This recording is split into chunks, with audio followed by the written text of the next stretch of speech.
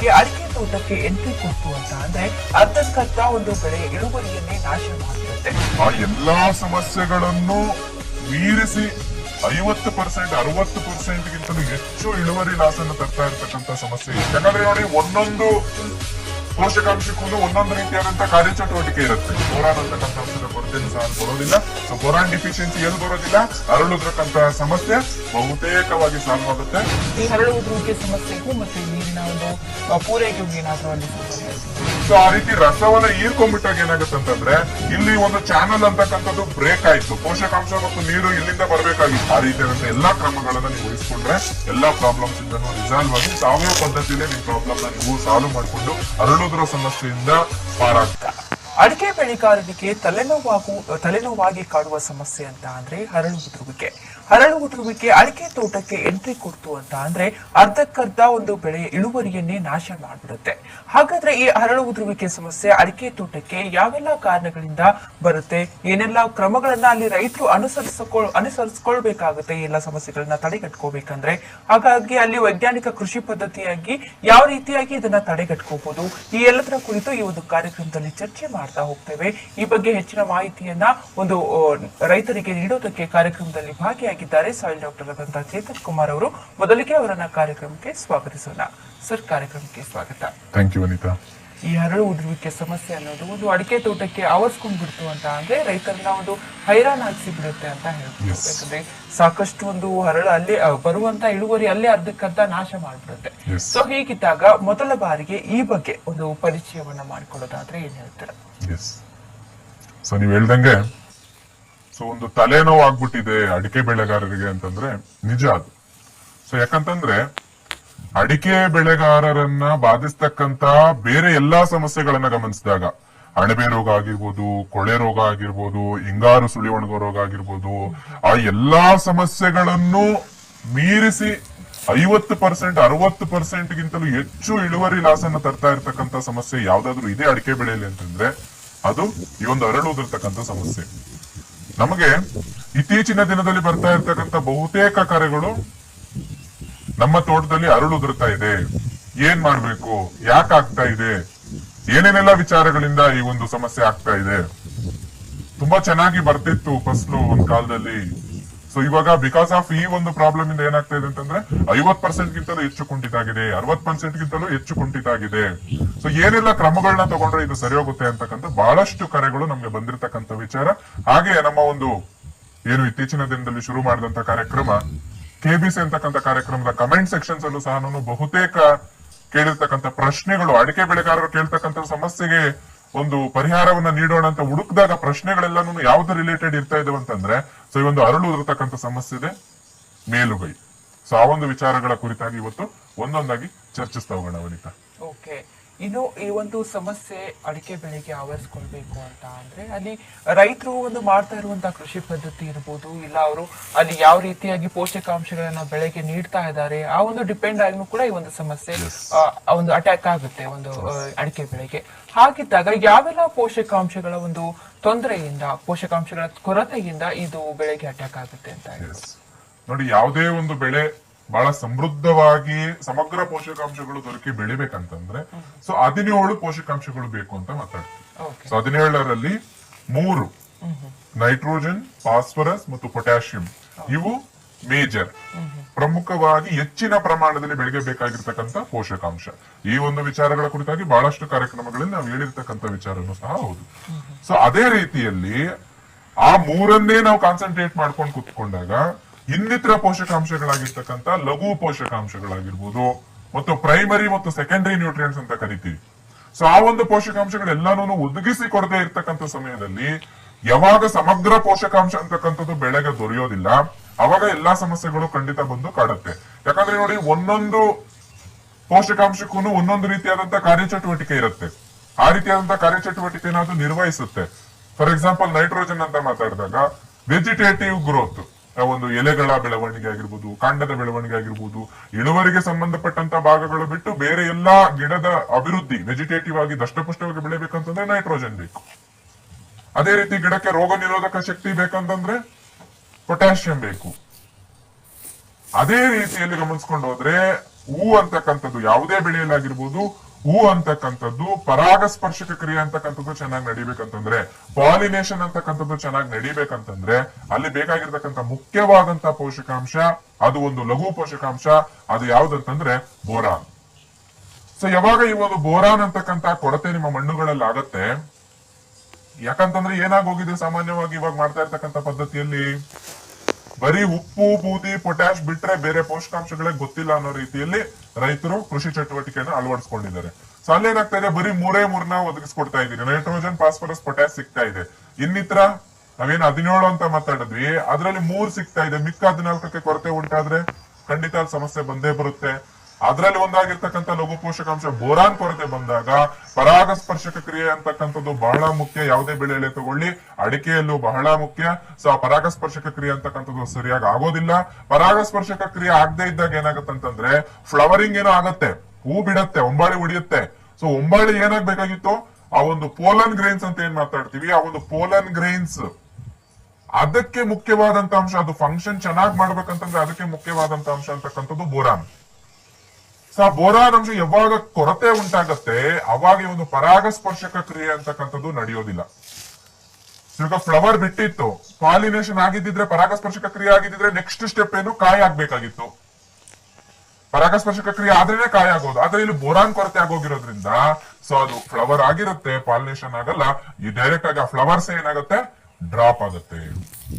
So ಇದು number 1 reason. ಇದಕ್ಕೆ ಹರಳುವುದಿರ್ತಕ್ಕಂಥ ಸಮಸ್ಯೆ ಮುಖ್ಯವಾಗಿ ಬರುತ್ತೆ. ಸೊ ರಾಸಾಯನಿಕ ಪದ್ಧತಿಯಲ್ಲಿ ಏನ್ ಹೇಳ್ತಾರೆ, ಸಾಮಾನ್ಯವಾಗಿ ನೀವು ಜಿಂಕ್ ಅಥವಾ ಬೋರಾನ್ ಅನ್ನ, ಬೋರಾಕ್ಸ್ ಅನ್ನ 25 ಗ್ರಾಂ ಪ್ರತಿ ಗಿಡಕ್ಕೆ ಹಾಕೊಳ್ಳಿ ಅಂತ ಹೇಳ್ತಕ್ಕಂಥ ಒಂದು ಸಜೆಷನ್ ಅನ್ನ ಕೊಡುತ್ತೆ.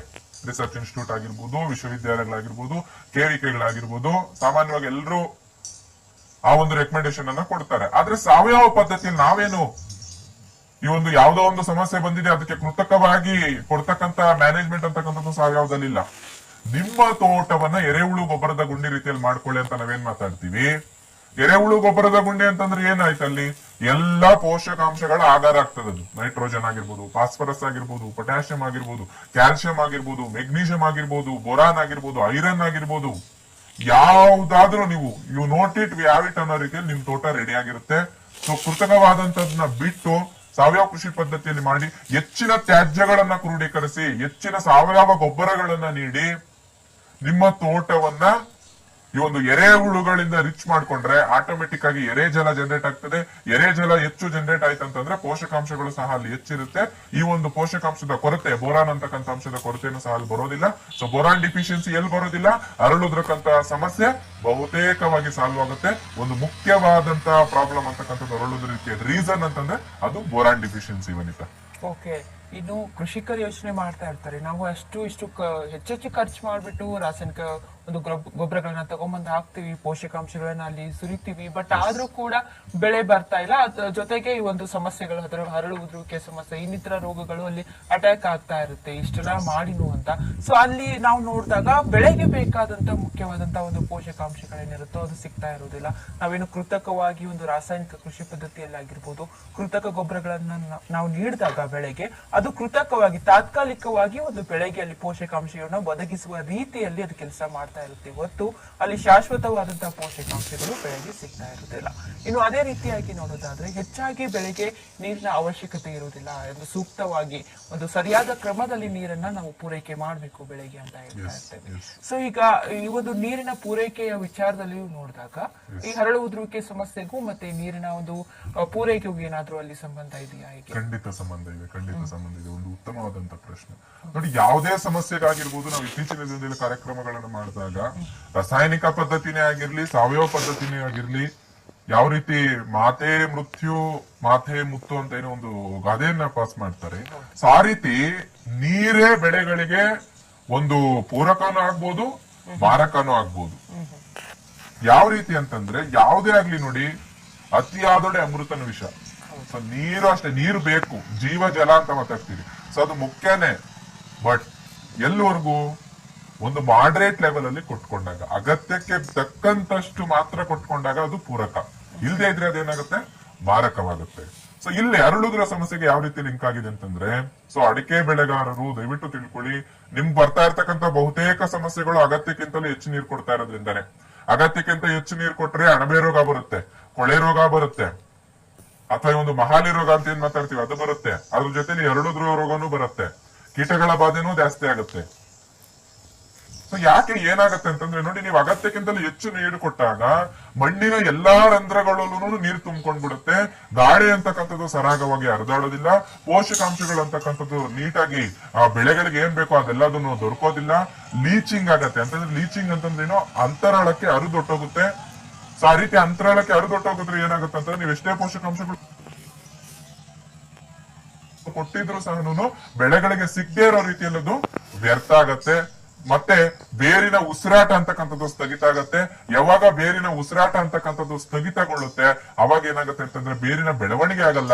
ಬೇರು ಅಭಿವೃದ್ಧಿ ಆಗಿಲ್ಲ ಅಂತಂದ್ರೆ ಪೋಷಕಾಂಶಗಳು ಮತ್ತು ನೀರನ್ನ ತಗೊಳ್ಳಲ್ಲ. ಆಟೋಮೆಟಿಕ್ ಆಗಿ ಏನಾಯ್ತು, ಪೋಷಕಾಂಶಗಳ ಕೊರತೆ ಅಂತಕ್ಕಂಥದ್ದು ಉಂಟಾಗುತ್ತೆ. ಅಲ್ಲೇನಾಗುತ್ತೆ, ಈ ಒಂದು ಅರಕನೆಟ್ಟಲ್ಲಿ ಬರ್ತಕ್ಕಂಥ ಬಹುತೇಕ ಸಮಸ್ಯೆ ಆಗಿರ್ತಕ್ಕಂಥ ಮೇಜರ್ ಸಮಸ್ಯೆ ಆಗಿರ್ತಕ್ಕಂಥ ಅರಳುದಿರ್ತಕ್ಕಂಥ ಸಮಸ್ಯೆನೂ ಸಹ ಬರುತ್ತೆ. ಈ ರೀತಿಯಾಗಿ ನೀರನ್ನ ನಿಗದಿತ ಪ್ರಮಾಣದಲ್ಲಿ ನಾವು ಮತ್ತೆ ಮತ್ತೆ ರಿಪೀಟ್ ಮಾಡಿ ಹೇಳಿರ್ತೀವಿ. ಸೊ ಒಂದು ಫಾರ್ಮುಲಾ ಇಟ್ಕೊಂಡ್ ಬಿಡ್ಬೇಡಿ, ಯಾರೋ ಒಬ್ರು 5 ದಿನಕ್ಕೆ ಒಂದ್ಸಲ ಕೊಡ್ತಾ ಇದಾರೆ, 6 ದಿನಕ್ಕೆ ಒಂದ್ಸಲ ಕೊಡ್ತಾ ಇದಾರೆ ಅಂತ ಹೇಳಿ. ಸೊ ನಾವ್ ಇಲ್ಲಿ ನೆಲಮಂಗಲದ ಹತ್ರದಲ್ಲಿ ಒಂದು ಪ್ಲಾಟ್ಗೆ ಹೋಗಿದ್ವಿ. ಸೊ ಅವ್ರು 4 ಗಂಟೆ ಸರ್, ಒಂದ್ ದಿನಕ್ಕೆ 4 ಗಂಟೆ ನಾವ್ ಆನ್ ಮಾಡ್ತೀವಿ, ಡ್ರಿಪ್ ಅಲ್ಲಿ ನೀರ್ ಕೊಟ್ಬಿಡ್ತೀವಿ ಅಂತ ಹೇಳಿದ್ರು ಅವರು. ಸೊ ಅವ್ರನ್ನ ಕರೆಕ್ಷನ್ ಮಾಡಿ ಬಂದ್ವಿ ನಾವು. ಅವ್ರ ತೋಟದಲ್ಲಿ ಯಾವ ರೀತಿ ಆಗಿತ್ತು ಅಂದ್ರೆ, ಒಂದ್ ರೀತಿ ಪಾಚಿ ಕಟ್ಟಿತ್ತು, ನೀರ್ ನಿಂತ್ಬಿಟ್ಟಿತ್ತು. ಅಂತಂದ್ರೆ ಏನಲ್ಲಿ ಮಣ್ಣು ಉಸಿರಾಟ ಆಗ್ತಾ ಇಲ್ಲ. ಮಣ್ಣು ಉಸಿರಾಟ ಆಗ್ತಾ ಇಲ್ಲ ಅಂತಂದ್ರೆ ಅಲ್ಲಿ ಅನರೋಬಿಕ್ ಕಂಡೀಷನ್ ಕ್ರಿಯೇಟ್ ಆಗಿದೆ, ಆಕ್ಸಿಜನ್ ಅಂತಕ್ಕಂಥದ್ದು ಸಪ್ಲೈ ಇಲ್ಲ. ಎಲ್ಲಿ ಆಕ್ಸಿಜನ್ ಅಂತಕ್ಕಂಥದ್ದು ಸಪ್ಲೈ ಇಲ್ಲ, ಅಲ್ಲಿ ಉಪಕಾರಿ ಜೀವಿಗಳ ಅಭಿವೃದ್ಧಿ ಆಗೋದೇ ಇಲ್ಲ. ಸಾವಯವ ಕೃಷಿ ಅಂತಂದ್ರೆ ಏನು, ಉಪಕಾರಿ ಜೀವಿಗಳನ್ನ ಅತಿ ಹೆಚ್ಚಾಗಿ ಅಭಿವೃದ್ಧಿ ಪಡಿಸ್ಕೊಳ್ತಕ್ಕಂಥದ್ದು. ಅವುಗಳಿಗೆ ಬೇಕಾಗಿರ್ತಕ್ಕಂಥ ಪೂರಕವಾದ ವಾತಾವರಣನೇ ನೀವು ಕೊಡ್ತಾ ಇಲ್ಲ. ಸೊ ಅವುಗಳನ್ನ ಬಯೋ ಫರ್ಟಿಲೈಸರ್ ಮುಖಾಂತರ, ಡಾಕ್ಟರ್ ಸಾಯಿಲ್ ಜೈವಿಕ ಗೊಬ್ಬರದ ಮುಖಾಂತರ ಇಂಟ್ರೊಡ್ಯೂಸ್ ಮಾಡಿದ್ರೆ, ಆದ್ರೆ ಅವುಗಳಲ್ಲಿ ಮಲ್ಟಿಪ್ಲೈ ಆಗ್ಲಿಕ್ಕೆ, ಸಂತಾನೋತ್ಪತ್ತಿ ಆಗ್ಲಿಕ್ಕೆ, ಅವುಗಳ ಕಾರ್ಯಚಟುವಟಿಕೆಯನ್ನ ನಿರ್ವಹಿಸಲಿಕ್ಕೆ ಬೇಕಾಗಿರ್ತಕ್ಕಂಥ ಪೂರಕವಾದಂತ ವಾತಾವರಣವನ್ನ ಕೊಡದೆ ಅತಿ ಹೆಚ್ಚು ನೀರು ಕೊಟ್ಟಾಗ ಅವುಗಳ ಪಾಪ್ಯುಲೇಷನ್ ಅಂತಕ್ಕಂಥದ್ದು ಸಂಪೂರ್ಣವಾಗಿ ರಿಡ್ಯೂಸ್ ಆಗುತ್ತೆ. ಆಟೋಮೆಟಿಕಲಿ ಏನಾಯ್ತು, ಅಲ್ಲಿ ನಾವ್ ಹೇಳ್ತೀವಿ ಬೇರಿನ ಮೇಲೆ ಮೈಕೋರೈಸಾ ಅಂತಕ್ಕಂಥ ಶಿಲೀಂಧ್ರ ಇರಬೇಕು ಅಂತ ಹೇಳ್ತೀವಿ, ಅವುಗಳಿರೋದಿಲ್ಲ. ಬೇರೆ ಸಹಸ್ರಾರು ಕೋಟ್ಯಾಂತರ ಜೀವರಾಶಿಗಳು ಕಳೆದೋಗುತ್ತೆ. ಅವೆಲ್ಲನೂ ಬೆಳೆಗಳಿಗೆ ಪೋಷಕಾಂಶಗಳು ಒದಗಿಸ್ಕೊಡೋ ರೀತಿಯಲ್ಲಿ, ರೋಗ ನಿರೋಧಕ ಶಕ್ತಿಯನ್ನ ಕೊಡೋ ರೀತಿಯಲ್ಲಿ ಕಾರ್ಯಚಟುವಟಿಕೆ ನಿರ್ವಹಿಸ್ತಾ ಇರ್ತದೆ. ಸೊ ಅದರಿಂದ ಅವೆಲ್ಲನೂ ನಾಶ ಆದಾಗ ಏನಾಗುತ್ತೆ ಅಂತಂದ್ರೆ, ಬೆಳೆ ಒಂದ್ ರೀತಿಯಾಗಿ ಸ್ಟ್ರೆಸ್ಗೆ ಗುರಿಯಾಗಿ, ಸೊ ಏಬಯಾಟಿಕ್ ಸ್ಟ್ರೆಸ್ ಅಂತ ಕರಿತೀವಿ ನೋಡಿ. ಬೆಳೆಗಳಿಗೆ ಒಂದು ಬಯಾಟಿಕ್ ಸ್ಟ್ರೆಸ್, ಮತ್ತೊಂದು ಏಬಯಾಟಿಕ್ ಸ್ಟ್ರೆಸ್. ಬಯಾಟಿಕ್ ಸ್ಟ್ರೆಸ್ ಅಂತಂದ್ರೆ ಈ ಒಂದು ಜೀವಾಣುಗಳಿಂದ ಬರ್ತಕ್ಕಂಥ ಸ್ಟ್ರೆಸ್, ರೋಗ ಆಗಿರ್ಬೋದು, ಇನ್ನೊಂದು ಮತ್ತೊಂದು ಆಗಿರ್ಬೋದು. ಈ ಅರಳುದಿರ್ತಕ್ಕಂಥ ಸಮಸ್ಯೆ ಏನಿದೆ, ಎರಡರಿಂದಾನು ಬರುತ್ತೆ. ಸೊ ಈ ಒಂದು ಜೀವಿಗಳಿಂದನಾದ್ರೂ ಬರುತ್ತೆ, ಸೂಕ್ಷ್ಮ ಜೀವಿಗಳಿಂದನಾದ್ರೂ ಬರುತ್ತೆ ರೋಗದ ರೀತಿಯಲ್ಲಿ. ಇನ್ನೊಂದೇನಂತಂದ್ರೆ ಏಬಯಾಟಿಕ್ ಅಂತಂದ್ರೆ ಜೀವ ಇಲ್ಲದೆ ಇರ್ತಕ್ಕಂಥ ವಸ್ತುಗಳಿಂದ. ಅಂತಂದ್ರೆ ಏನು, ಹೆಚ್ಚಿನ ನೀರು ಕೊಟ್ಟಾಗಿರ್ಬೋದು, ಅಥವಾ ವಾತಾವರಣದಲ್ಲಿ ಸಡನ್ ಆಗಿ ಏರುಪೇರಾದಾಗ ಟೆಂಪರೇಚರ್ ರೈಸ್ ಆಗೋದು, ಟೆಂಪರೇಚರ್ ಫಾಲ್ ಆಗೋದು, ಇದ್ದಕ್ಕಿದ್ದಂಗೆ ಮಳೆ ಬೀಳೋದು, ಇದ್ದಕ್ಕಿದ್ದಂಗೆ ಬರ ಬರೋದು, ಈ ರೀತಿ ಎಲ್ಲ ಆದಾಗ ಏನಾಗುತ್ತೆ ಅಂತಂದ್ರೆ ಈ ಒಂದು ಸಮಸ್ಯೆ ಅಂತಕ್ಕಂಥದ್ದು ಬರುತ್ತೆ. ಸೊ ನೀರನ್ನ ನಿಗದಿತ ಪ್ರಮಾಣದಲ್ಲಿ ಕೊಟ್ಕೊಳ್ಳಿ, ವೈಜ್ಞಾನಿಕವಾಗಿ ಕೃಷಿ ಮಾಡಿ, ನಿಮ್ಮ ಮಣ್ಣಿಗೆ ಆಧಾರವಾಗಿ, ನಿಮ್ಮ ಮಣ್ಣಿಗೆ ಒಂದೊಂದು ಮಣ್ಣಿಗೆ ಒಂದ್ ರೀತಿಯಾದಂತ ನೀರ್ನ ಹಿಡಿದಿಟ್ಕೊಳ್ಳೋ ಎಬಿಲಿಟಿ ಇರುತ್ತೆ. ಸೊ ಅದನ್ನ ನೀವು ಗಮನದಲ್ಲಿ ಇಟ್ಕೊಂಡು ಬೇರು ಭಾಗದಲ್ಲಿ ಏನು ಒಂದು 4-5 ಇಂಚ್ ಅದನ್ನ ನೋಡಿದಾಗ ತಂತು ಬೇರುಗಳ ಝೋನ್ ಅಲ್ಲಿ ಏನಾದ್ರೂ ನೀರ್ ಆರಿತ್ತಂತಂದ್ರೆ ನೀರ್ ಕೊಡಿ, ಇಲ್ಲಾಂದ್ರೆ ನೀರ್ನ ಕೊಡಬೇಡಿ. ಇದೇ ಸಿಂಪಲ್ ಫಾರ್ಮುಲಾ. ಸೊ ಈ ರೀತಿ ಮಾಡ್ಕೊಂಡ್ರೆ ಒಂದು ಅರಳುದಿರ್ತಕ್ಕಂಥ ಸಮಸ್ಯೆಯಿಂದ ನೀವು ಪಾರಾಗ್ಲಿಕ್ಕೆ ಚಾನ್ಸಸ್ ಇದೆ ಅವನಿಂದ. ಓಕೆ, ಇನ್ನು ಕಾರ್ಯಕ್ರಮದಲ್ಲಿ ಒಂದು ಹರಳುವಿಕೆ ಸಮಸ್ಯೆ ಕುರಿತು ಹೆಚ್ಚಿನದಾಗಿ ಚರ್ಚೆ ಮಾಡ್ತಾ ಹೋಗ್ತೇವೆ. ಅದಕ್ಕೆ ಒಂದು ಚಿಕ್ಕ ವಿರಾಮ. ಕೃಷಿಯಲ್ಲಿ ಬದಲಾವಣೆ ಬಯಸುವ ಪ್ರತಿಯೊಬ್ಬ ರೈತನಿಗೂ ಏಕೈಕ ಮಾರ್ಗ ಡಾಕ್ಟರ್ ಸಾಯಿಲ್. ಪ್ರತಿ ರೈತನ ಬದುಕು ಶ್ರೀಮಂತ ಆಗೋದು ಡಾಕ್ಟರ್ ಸಾಯಿಲ್ ನಿಂದ. ಮೈಕ್ರೋಬಿ ಅಗ್ರೋಟೆಕ್ ಅವರ ಡಾಕ್ಟರ್ ಸಾಯಿಲ್. ಡಾಕ್ಟರ್ ಸಾಯಿಲ್ ಹಾಕಕ್ ಶುರು ಮಾಡಿದಾಗಿಂದ ಈ ಮಣ್ಣಲ್ಲಿ ಬೆಳೆ ಬೆಳೆಯೋದು ಹೇಗಪ್ಪ ಅಂತ ಯೋಚನೆ ಮಾಡಂಗಿಲ್ಲ. ಮಣ್ಣು ಮಾತ್ರ ಅನುಕೂಲವಾಗಿರೋ ನಾವೇ ಕೈ ಚಾಚ್ ತಗೊಂಡ್ಬಿಟ್ರೆ ದೇಶ ಉದ್ಧಾರ ಆಗೋದು ಹೆಂಗೆ? ಡಾಕ್ಟರ್ ಸಾಯಿಲ್ ಬಳಸೋ ರೈತನಿಗೆ ಕೈ ಚಾಚೋ ಅವಶ್ಯಕತೆ ಇಲ್ಲ. Doctor soil. ವಿರಾಮದ ಬಳಿಕ ಮತ್ತೆ ಕಾರ್ಯಕ್ರಮಕ್ಕೆ ಸ್ವಾಗತ. ಇನ್ನು ಈ ಹರಳು ಉದುರುವಿಕೆ ಸಮಸ್ಯೆ ಯಾಕೆಲ್ಲ ಒಂದು ಆವರಿಸಿಕೊಳ್ಳುತ್ತೆ ತೋಟದಲ್ಲಿ ಅನ್ನೋದ್ರ ಕುರಿತು ಒಂದು ಚರ್ಚೆ ಮಾಡ್ತಾ ಹೋಗ್ತಾ ಇದ್ವಿ. ಇನ್ನು ಅದೇ ರೀತಿಯಾಗಿ ಈಗ ಸಾಕಷ್ಟು ರೋಗಗಳಿಂದ ಇರ್ಬೋದು, ಕೀಟಗಳಿಂದಾನು ಇರ್ಬೋದು, ಈ ಒಂದು ಹರಳು ಉದುರುವಿಕೆ ಸಮಸ್ಯೆ ತೋಟಕ್ಕೆ ಆವರಿಸಿಕೊಳ್ಳುತ್ತೆ. ಇನ್ನು ಮೊದಲನೇದಾಗಿ ಯಾವೆಲ್ಲ ರೋಗಗಳಿಂದ ಈ ಸಮಸ್ಯೆ ಈ ಒಂದು ಬೆಳೆಗೆ ಅಟ್ಯಾಕ್ ಆಗುತ್ತೆ ಅಂತ ಹೇಳ್ಬೋದು? ಎಸ್, ಸೊ ನೋಡಿ, ಈ ಒಂದು ಹಿಂಗಾರಿಗೆನೆ ಬರ್ತಕ್ಕಂತ ರೋಗ. ಸೊ ಅರಳು ಉದುರುತ್ತೆ ಅಂತಂದ್ರೆ ಹಿಂಗಾರಿಗೆ ಸಂಬಂಧಪಟ್ಟಂತ ರೋಗ ಯಾವ್ದಿದೆ ಅಂತ ನಾವು ಗಮನಿಸಿದಾಗ, ಸೊ ಇದನ್ನ ಇನ್ಫ್ಲೋರೆಸೆನ್ಸ್ ಡೈಬ್ಯಾಕ್ ಅಂತ ಕರಿತೀವಿ ಇಂಗ್ಲಿಷ್ ಅಲ್ಲಿ. ಆಂಗ್ಲ ಭಾಷೆಯಲ್ಲಿ ಇನ್ಫ್ಲೋರೆಸೆನ್ಸ್ ಡೈಬ್ಯಾಕ್ ಅಂತ ಕರಿತೀವಿ. ಸೊ ಕನ್ನಡದಲ್ಲಾದ್ರೆ ಅದನ್ನ ಹಿಂಗಾರು ಸುಳಿ ಒಣಗುವ ರೋಗ ಅಂತ ಕರೀತಾರೆ. ಸೊ ಹಿಂಗಾರು ಸುಳಿ ಒಣಗುವ ರೋಗ. ಸುಳಿ ಭಾಗದಿಂದನೇ ಏನಾಗುತ್ತೆ ಅಂದ್ರೆ ಈ ಒಂದು ಹಿಂಗಾರ ಅಂತಕ್ಕಂಥದ್ದು ಒಣಗೋಗುತ್ತೆ. ಯಾಕೆ ಬರುತ್ತೆ ಈ ಒಂದು ಸಮಸ್ಯೆ ಅಂತ ಗಮನಿಸಿದಾಗ, ಕೊಲೆಟೋಟ್ರೇಕಮ್ ಗ್ಲಿಯೋಸ್ಪೊರಾಯ್ಡಿಸ್ ಅಂತಕ್ಕಂಥ ಒಂದು ಶಿಲೀಂಧ್ರದಿಂದ ಬರ್ತಕ್ಕಂಥ ರೋಗ. ಸೊ ಆ ಒಂದು ರೋಗದ ಲಕ್ಷಣಗಳನ್ನ ಗಮನಿಸ್ತಾ ಹೋದ್ರೆ, ಸಾಮಾನ್ಯವಾಗಿ ಈ ಒಂದು ಏನು ಅದು ಹೆಸರಲ್ಲೇ ಇದೆ, ಒಣಗ್ತಕ್ಕಂಥದ್ದು. ಯಾಕೆ ಒಣಗುತ್ತೆ ಅಂತಂದ್ರೆ, ಈ ಒಂದು ಶಿಲೀಂಧ್ರ ಅಂತಕ್ಕಂಥದ್ದು ಏನಾದ್ರು ಎಫೆಕ್ಟ್ ಆದಾಗ, ಸೊ ಈ ಒಂಬಾಳೆ ಓಪನ್ ಆಗಿದ ತಕ್ಷಣನೇ, ಓಪನ್ ಆಗೋಕ್ ಮುಂಚೆನೆ ಏನಾಗಿರುತ್ತೆ ಅಂತಂದ್ರೆ, ಆ ಗಾಡಿಯ ಮುಖಾಂತರ ಆಗಿರ್ಬೋದು ಅಥವಾ ನೀರಿನ ಮುಖಾಂತರ ಆಗಿರ್ಬೋದು, ಸೊ ಅಥವಾ ಈ ಒಂದು ತ್ಯಾಜ್ಯಗಳು ಏನು ರೋಗ ಬಂದಿರತಕ್ಕಂಥ ತ್ಯಾಜ್ಯಗಳನ್ನ ಒದಿಗೆ ಮಾಡೋದ್ರಿಂದ ಆಗಿರ್ಬೋದು, ಈ ಒಂದು ಸಮಸ್ಯೆ ಅಂತಕ್ಕಂಥದ್ದು ಬಂದ್ಬಿಡತ್ತೆ. ಸೊ ಬಂದಾಗ ಏನಾಗತ್ತೆ ಅಂತಂದ್ರೆ, ಓಪನ್ ಆಗಿರ್ತಕ್ಕಂಥ ಒಂಬಾಳೆ ಅಥವಾ ಕೆಲವು ಸಲ ಓಪನ್ ಆಗಕ್ ಮುಂಚೆನೆ ಕೊಳತೋಗಿರುತ್ತೆ, ನೀವು ನೋಡ್ಬೋದು. ಯಾಕೆಂತಂದ್ರೆ ಈ ಒಂದು ಶಿಲೀಂಧ್ರ ಅಂತಕ್ಕಂಥದ್ದಲ್ಲಿ ಬೆಳವಣಿಗೆ ಆಗಿರುತ್ತೆ. ಸೊ ಈ ಒಂದು ಶಿಲೀಂಧ್ರದ ರೋಗ ಬಂದಾಗ ಅರಳುಗಳೆಲ್ಲಾನು ಏನಾಗುತ್ತೆ, ಸೊ ಅಲ್ಲಿರ್ತಕ್ಕಂಥ ಪೂರ್ತಿ ಸತ್ವವನ್ನ ಇದೇನ್ ಮಾಡುತ್ತೆ ಅಂತಂದ್ರೆ ಈ ಒಂದು ಶಿಲೀಂಧ್ರ ಅಂತಕ್ಕಂಥದ್ದು ಪಡ್ಕೊಳ್ಳುತ್ತೆ. ಆ ರೀತಿ ಒಂದ್ ರೀತಿಯಾದಂತ ವಾಟರ್ ಸೋಕ್ಡ್ ಲೆಷನ್ಸ್ ಅಂತ ಕರಿತೀರಿ, ನೀರು ಆವರ್ತಿತ ಮಚ್ಚಗಳು ಬಂದು ಒಂಬಾಳಿಯ ಮೇಲೆ ಆ ಅರಳೆಲ್ಲಾನು ಈ ಒಂದು ಬೀಳ್ತಾ ಹೋಗುತ್ತೆ. ಸೊ ಈ ಒಂದು ಅರಳು ಉದುರ್ತಕ್ಕಂಥ ಸಮಸ್ಯೆಗೆ ಇದು ಒಂದು ಮುಖ್ಯವಾದಂತ ಕಾರಣ. ಸೊ ಇಲ್ಲೂ ಅಷ್ಟೇನೆ, ಅಗತ್ಯಕ್ಕಿಂತಲೂ ಹೆಚ್ಚು ನೀರು ಕೊಡಬೇಡಿ. ಮತ್ತು ನಿಮ್ಮಲ್ಲಿ ಏನಾದ್ರೂ ಒಂದೋ ಎರಡೋ ಈ ಒಂದು ಗಿಡಗಳಲ್ಲಿ ಒಂದು ಸಮಸ್ಯೆ ಶುರುವಾಗಿತ್ತು, ಒಂಬಾಳೆ ಒಣಗ್ತಾ ಇತ್ತು ಅಂತ ಸಮಯದಲ್ಲಿ ಏನ್ ಮಾಡಿ ಅಂತಂದ್ರೆ, ಅದನ್ನ ನೀಟಾಗಿ ಕಟ್ ಮಾಡಿ ತೋಟದಿಂದ ದೂರ ತಗೊಂಡೋಗಿ ಅದನ್ನ ಸುಟ್ಟಾಕಿ. ಇಲ್ಲಂದ್ರೆ ಏನಾಗುತ್ತೆ, ನಾನು ಹೇಳ್ದೆ ಗಾಳಿಯಿಂದ ಹರಡುತ್ತೆ ಈ ಒಂದು ರೋಗ ಅಂತ ಹೇಳಿ. ಖಂಡಿತವಾಗ್ಲೂ ಈ ಒಂದು ಸಮಸ್ಯೆ ಅಂತಕ್ಕಂಥದ್ದು ಬೇರೆ ಎಲ್ಲಾ ಬೆಳೆಗಳಿಗೂ, ಅಂದ್ರೆ ಬೇರೆ ಎಲ್ಲಾ ಮರಗಳಿಗೂ ಈ ಒಂದು ಸಮಸ್ಯೆ ಅಂತಕ್ಕಂಥದ್ದು ಸ್ಪ್ರೆಡ್ ಆಗ್ಬಿಡುತ್ತೆ. ಅಥವಾ ಸ್ಟಾರ್ಟಿಂಗ್ ಸ್ಟೇಜಸ್ ನಲ್ಲಿ ಒಂಬಾಳೆ ಓಪನ್ ಆಗೋ ಟೈಮ್ ನಲ್ಲಿ ನೀವೇನ್ ಮಾಡ್ಬೋದು ಅಂತಂದ್ರೆ, 1% ಬೋಡೋ ದ್ರಾವಣವನ್ನ ನೀವು ಸಿಂಪಡಣೆ ಮಾಡ್ಕೊಂಡ್ರೆ 15 ದಿನಕ್ಕೆ ಒಂದ್ಸಲ 2 ಸಲ ಮಾಡ್ಕೊಳ್ಳಿ. ಸೊ ಆವಾಗ ಈ ಒಂದು ಸಮಸ್ಯೆ ಅಂತಕ್ಕಂಥದ್ದು ಸಂಪೂರ್ಣವಾಗಿ ಸಾಲ್ವ್ ಆಗುತ್ತೆ.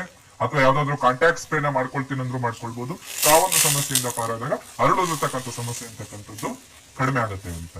ಓಕೆ, ಇನ್ನು ರೋಗಗಳಿಂದ ಕೂಡ ಈ ಒಂದು ಸಮಸ್ಯೆ ಒಂದು ಬೆಳೆಗೆ ಅಟ್ಯಾಕ್ ಆಗುತ್ತೆ. ಅದ್ರ ಜೊತೆಗೆ ಕೀಟಗಳ ಹಾವಳಿ ಕೂಡ ಹೆಚ್ಚಾದ್ರೆ, ಮತ್ತೆ ಯಾವೆಲ್ಲ ಕೀಟಗಳಿಂದ ಒಂದು ಹರಳು ಉದುರುವಿಕೆ ಸಮಸ್ಯೆ ಈ ತೋಟಕ್ಕೆ ಆವರಿಸಿಕೊಳ್ಳುತ್ತೆ ಅಂತ ನೋಡೋದಾದ್ರೆ, ಯಾವೆಲ್ಲ ಕೀಟಗಳಿಂದ ಈ ಒಂದು ಸಮಸ್ಯೆ ಬರುತ್ತೆ? ಎಸ್, ನೋಡಿ ಇವಾಗ ಏನು ಆ ಒಂಬಾಳೆಗೆನೆ ಕಾಡ್ತಕ್ಕಂತ ರೋಗ ಅಂತ ಮಾತಾಡಿದೆ.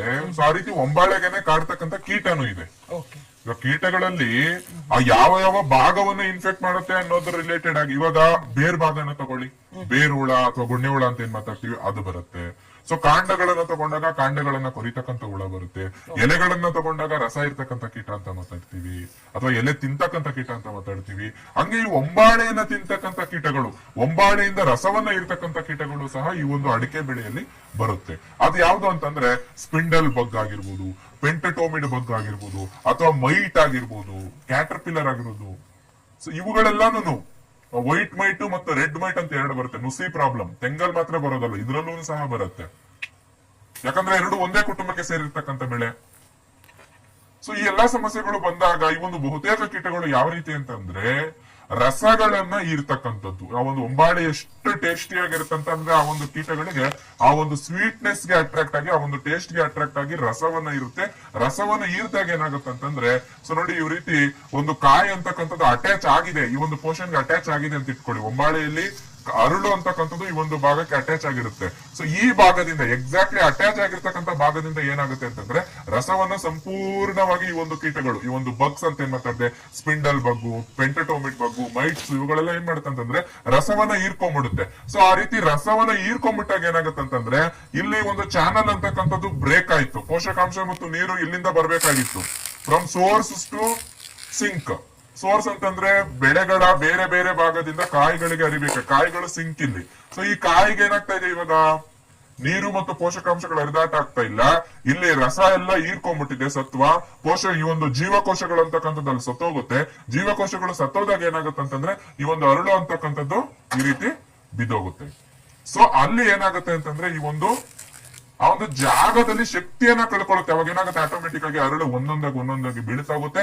ಅದ್ರ ಜೊತೆಲಿ ಗಾಳಿಯ ವೇಗ ಏನಾದ್ರೂ ಇನ್ನು ಹೆಚ್ಚಾಗೋಯ್ತಂತಂದ್ರೆ, ಅತಿ ಹೆಚ್ಚು ಮಳೆ ಬಂತು ಅಂತಂದ್ರೆ ಏನಾಗುತ್ತೆ, ಅರಳುಗಳು ಯಾವತ್ತೂ ಸ್ಟ್ರಾಂಗ್ ಆಗಿ ಅಟ್ಯಾಚ್ ಆಗಿರೋದಿಲ್ಲ.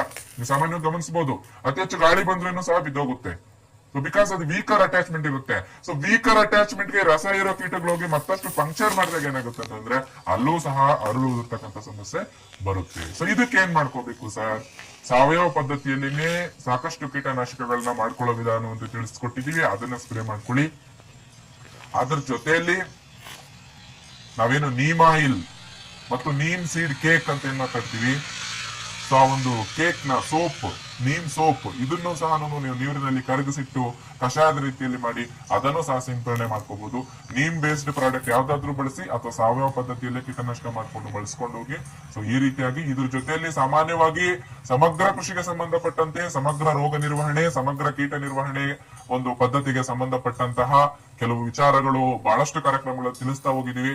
ಆ ರೀತಿಯಾದಂತ ಎಲ್ಲಾ ಕ್ರಮಗಳನ್ನ ನೀವು ವಹಿಸ್ಕೊಂಡ್ರೆ ಎಲ್ಲಾ ಪ್ರಾಬ್ಲಮ್ಸ್ ಇಂದನೂ ರಿಸಾಲ್ವ್ ಆಗಿ ಸಾವಯವ ಪದ್ಧತಿಯಲ್ಲೇ ನಿಮ್ ಪ್ರಾಬ್ಲಮ್ ನ ನೀವು ಸಾಲ್ವ್ ಮಾಡ್ಕೊಂಡು ಅರಳುದ್ರ ಸಮಸ್ಯೆಯಿಂದ ಪಾರಾಗ್ಬೋದು. ಇವೇ ಬಹುತೇಕ ಕಾರಣಗಳು ವನಿತಾ. ಈ ಸಮಸ್ಯೆಗಳಿರೋದ್ರಿಂದನೇ ಮೋರ್ ದನ್ 90% ಆಫ್ ಅರಳುದಿರ್ತಕ್ಕಂಥ ಸಮಸ್ಯೆ ಈ ಒಂದು ಸಮಸ್ಯೆಗಳಿಂದ ಬರ್ತಾ ಇದೆ. ಸೊ ಇನ್ನ ಮಿಕ್ಕ 10% ಏನಂತಂದ್ರೆ ಕೆಲವು ಹಲವಾರು ಮೈನರ್ ರೀಸನ್ಸ್ ಇಂದ ಬರ್ತಾ ಇರ್ಬೋದು. ಅದೇ ಮೆಜಾರಿಟಿಯನ್ನ ಕನ್ಸಿಡರ್ ಮಾಡ್ಕೊಂಡು ಮಾತಾಡೋದಂದ್ರೆ, ಯಾಕಂದ್ರೆ ಪ್ರತಿ ತೋಟದಲ್ಲೂ ಅವ್ರದೇ ಆದಂತ ಡಿಫ್ರೆನ್ಸ್. ಕೆಲವರು ಸಾವಯವ ಪದ್ಧತಿಯಲ್ಲಿ ಮಾಡ್ತಾ ಇರ್ತಾರೆ, ಕಳೆನಾಶಕ ಬಳಸ್ಬಿಟ್ಟಿರ್ತಾರೆ. ಸೊ ಅಲ್ಲೇನಾಯ್ತು, ಪೋಷಕಾಂಶಗಳನ್ನ ತಗೊಳ್ಳಿಕ್ಕೆ, ಆ ಪೋಷಕಾಂಶಗಳ ಒಂದು ದಕ್ಷತೆಯನ್ನ ನೀಗಿಸ್ಲಿಕ್ಕೆ ಸೂಕ್ಷ್ಮಜೀವಿಗಳ ಆಕ್ಟಿವಿಟಿ ಮಾಡ್ಬೇಕಾಗಿತ್ತು. ಸೊ ಅವಾಗ ಇದ್ದೇನೆ ಅದು ಬರೋದು ಅಂತ ಗೊತ್ತಿತ್ತು. ಅಲ್ಲಿ ಏನಾಗುತ್ತೆ, ಅದ್ರಿಂದೇನೆ ಹೋಗಿ ಕಳೆನಾಶಕ ಬಳಸ್ಬಿಟ್ಟಾಗ ಸೊ ಅಲ್ಲಿ ಇರ್ತಕ್ಕಂಥ ಜೈವಿಕ ಶಕ್ತಿ ಎಲ್ಲಾನು ನಾಶ ಆಗತ್ತೆ, ಪೋಷಕಾಂಶಗಳನ್ನ ತಗೊಳ್ಳೋದಿಲ್ಲ, ಮಣ್ಣಿನ ರಂಧ್ರಮಯ ರಚನೆ ಚೆನ್ನಾಗಿರೋದಿಲ್ಲ. ಸೊ ಅಲ್ಲಿ ಏನಾಗುತ್ತೆ, ಪೋಷಕಾಂಶಗಳಿಗೂ ಕೊರತೆ ಉಂಟಾಗುತ್ತೆ, ರೋಗ ನಿರೋಧಕ ಶಕ್ತಿನೂ ಬೆಳೆಗೆ ಬರೋದಿಲ್ಲ. ಎಲ್ಲದಕ್ಕೂ ಅಲ್ಲಿ ನೋಡಿ ನಾವ್ ಹೇಳ್ತೀವಲ್ವಾ, ಸೊ ರೋಗ ನಿರೋಧಕ ಶಕ್ತಿ ಅಂತಕ್ಕಂಥದ್ದು ರೋಗಾಣುಗಳ ವಿರುದ್ಧ ಹೋರಾಟ ಮಾಡ್ಲಿಕ್ಕೆ ಅಲ್ಲೇ ಜೀವಿಗಳಿದಾವೆ, ನೈಸರ್ಗಿಕವಾಗಿ ಶತ್ರುಗಳಿದಾವೆ ಅನ್ನೋ ರೀತಿಯಲ್ಲಿ ಅವೆಲ್ಲಾನು ಇಲ್ಲಿ ನಾಶ ಆಗೋಗುತ್ತೆ. ಸೊ ಅವೆಲ್ಲಾನು ನೋಡಿ ಒಂದೊಂದು ಕೇಸು ಡಿಫ್ರೆಂಟ್ ಆಗಿರುತ್ತೆ. ಆದ್ರೆ ಒಂದು ಕಾಮನ್ ಆಗಿ ಒಂದು ಬರ್ಡ್ ಐ ವ್ಯೂ ಅನ್ನ ನೋಡಿದಾಗ ಸೊ ಈ ರೀತಿಯಾದಂತಹ ಸಮಸ್ಯೆಗಳಿಂದ ಈ ಒಂದು ನಂಬರ್ ಆಫ್ ಪಾಯಿಂಟ್ಸ್ ನಾವೇನು ಇವತ್ತು ಡಿಸ್ಕಸ್ ಮಾಡಿದ್ರೆ ಇದರಿಂದ ಬರುತ್ತೆ ಈ ಒಂದು ಪ್ರಾಬ್ಲಮ್. ಓಕೆ, ಇನ್ನು ಈ ಒಂದು ಹರಳುವುದಕ್ಕೆ ಸಮಸ್ಯೆ ಅನ್ನೋದೇನಿದೆಯೋ ಇದನ್ನ ಸಾವಯವ ಕೃಷಿ ಪದ್ಧತಿಯಲ್ಲಿಯೇ ಇದನ್ನ ತಡೆಗಟ್ಕೋಬಹುದು ಕೃಷಿಕರು. ಸೊ ಅದನ್ನ ಈ ಒಂದು ಕುರಿತಾಗಿ ಇನ್ನೂ ಒಂದು ಹೆಚ್ಚಿದೆ, ತೋಟಕ್ಕೆ ತಕ್ಕಂತ ಒಂದು ಪ್ರಾಬ್ಲಮ್ಗಳು ಇರುತ್ತೆ ಆ ಒಂದು ತೋಟದಲ್ಲಿ. ಸೊ ಹಾಗಿದ್ದಾಗ ರೈತರು ಮಾಡುವಂತ ಕೆಲವೊಂದು ತಪ್ಪುಗಳಿಂದ ಇರ್ಬೋದು, ಅವರು ಮಾಡುವಂತ ಕೃಷಿ ಪದ್ಧತಿಗಳಿಂದ ಕೂಡ ಇರ್ಬೋದು, ಈ ಎಲ್ಲಾ ತಪ್ಪುಗಳು ಈ ಒಂದು ಹರಳುವುದಕ್ಕೆ ಸಮಸ್ಯೆ ಅನ್ನೋದು ಒಂದು ಅಟ್ಯಾಕ್ ಆಗಿರುತ್ತೆ ಬೆಳೆಗೆ. ಸೊ ಹಾಗಿದ್ದಾಗ ಇನ್ನೂ ಒಂದು ಹೆಚ್ಚಿನ ವಿವರ ಬೇಕು ಅಂತ ಅಂದ್ರೂ ಸ್ಕ್ರೀನ್ ಮೇಲೆ ನಂಬರ್ ಕೂಡ ಡಿಸ್ಪ್ಲೇ ಆಗ್ತಾ ಇದೆ, ಆ ನಂಬರ್ಗೆ ಕೂಡ ನೀವು ಕರೆ ಮಾಡಿ ತಿಳಿದುಕೊಳ್ಳಬಹುದು.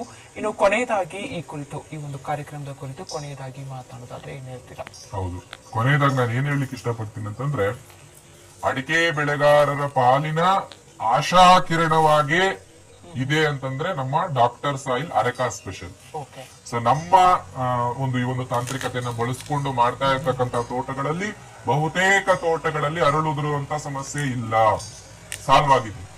ಯಾಕಂತಂದ್ರೆ ನೋಡಿ, ಇವಾಗ ನಾನು ಏನೇನು ಕಾರಣಗಳನ್ನ ಲಿಸ್ಟ್ ಮಾಡಿದೆ, ರೋಗ ಬಾಧೆ ಆಗಿರ್ಬೋದು, ಪೋಷಕಾಂಶಗಳ ಕೊರತೆ ಆಗಿರ್ಬೋದು, ಕೀಟದ ಸಮಸ್ಯೆ ಆಗಿರ್ಬೋದು, ಮಣ್ಣಿನ ರಂಧ್ರಮಯ ರಚನೆ ಚೆನ್ನಾಗಿಲ್ಲದೆ because of micro organism load ಕಡಿಮೆ ಆಗಿರ್ತಕ್ಕಂಥದ್ದು, ಅದೆಲ್ಲದನ್ನು ಅಟ್ಯಾಚ್ಮೆಂಟ್ ನಾವೇನ್ ಮಾಡ್ತಿದೀವಿ ಅಂತಂದ್ರೆ ಒನ್ ಸ್ಟಾಪ್ ಸೊಲ್ಯೂಷನ್ ಆಗಿ ಜೈವಿಕ ಗೊಬ್ಬರದ ಮುಖಾಂತರ ಹೆಚ್ಚಿನ ತ್ಯಾಜ್ಯಗಳನ್ನ ಕ್ರೋಢೀಕರಿಸಿ ಸಾವಯವ ಗೊಬ್ಬರವನ್ನು ಬಳಸ್ಕೊಂಡು ಮಾಡಿರ್ತಕ್ಕಂಥವರಲ್ಲಿ ಸಾಲ್ವ್ ಆಗಿರ್ತಕ್ಕಂಥ ವಿಚಾರ.